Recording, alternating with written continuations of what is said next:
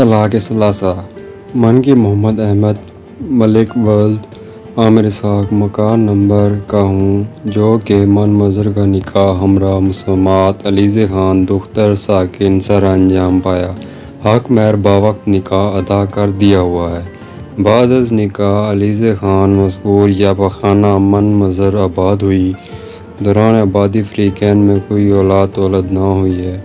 دوران آبادی فریقین میں ذہنی ہم آہنگی نہ ہو سکی ہے اور مذکور یا کا رویہ من مظہر کے اہل خانہ کے ہمراہ انتہائی گستاخ رہا اور مذکوریہ بات پر لڑائی جھگڑے پر اتر آتی اور بزنس بلیک میل کرتی ہے، اور اب حالات اس نتیجے پر پہنچے ہیں کہ فریقین کا باہم اندر حدود واللہ نباہ بطور زن و شوہر ناممکن ہے، لہذا من مظہر بقائمی ہوش و حواس نمسا بلا جبر و اقرار روب ادا بغیر اپنی آزاد مرضی سے مسمات علیزہ خان دختر شاکر خان ساکن کو طلاق ثلاثہ طلاق دے کر اپنی زوجہ سے الگ کر دیا ہے۔